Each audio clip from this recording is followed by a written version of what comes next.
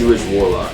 Introduced in 1981, this was BC Rich's metal machine. Really fit the scene at the time.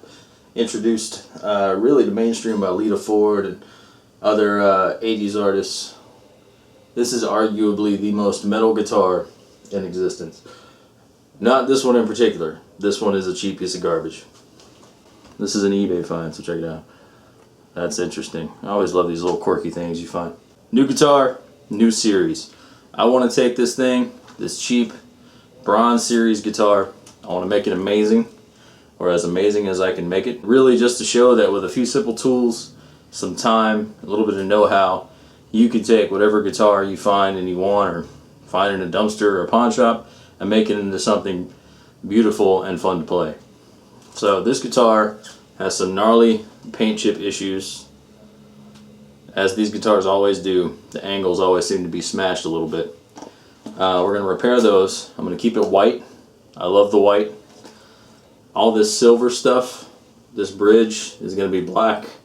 So the knobs are going to be black, I think, with either mother of pearl or abalone tops. We're going to put some new tuners on here, some locking tuners. I'm going to make my own truss rod cover. It'll be this shape, but it'll be made out of probably cherry wood, and I'm going to cut out an inlay for the BC Rich New Jersey Series R. I've always liked the way it looked, and I'm going to cut it out, put that in here, and that'll be what I do. And we'll take off this bronze series, because at that point it'll be a silver series. Let's be real. This neck is actually fairly fast. I'm probably just going to sand it a little bit. I'm not really going to adjust the profile because I actually kind of like it. I was surprised. It's kind of Ibanez-y. Black Sabbath is always one of my favorite bands. They're one of my biggest inspirations to start playing music when I started. So I'm going to inlay some Tony Iommi style crosses into the fretboard. The fretboard is of course rosewood, cheaper rosewood, so it's got that brownish, mahogany-ish rosewood color. We're going to stain it black. All the frets are going to come off because when I do the inlay work, that's all got to come off. And we'll sand it, we'll stain the edges too. I'm thinking about doing luminous dots up here. I'm not sure yet. I'm thinking about that. Or making my own because I have some glow resin. It's going to stay white. I have some ideas for it. I haven't really decided on if I'm going to do any inlay work on the body. I might just do it white. I'm going to put some Guitar Heads pickups in here. They're blade pickups.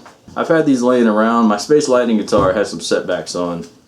Some of the inlays I cut out for that somehow walked away. And I've been kind of downtrodden, so I'm doing this for fun till then. Anyway, so these are the pickups that are going in there. The Guitar Heads, I think they call them the Mega Metal, I don't know. But I've done some research and they sound pretty good. Certainly better than the stock BC Rich Bronze Series pickups. I think the first real work video on it is going to be, we'll do the neck, then we'll do the headstock, and then we'll do the body, then we'll do the electronics, and that'll be the series. Help me name it.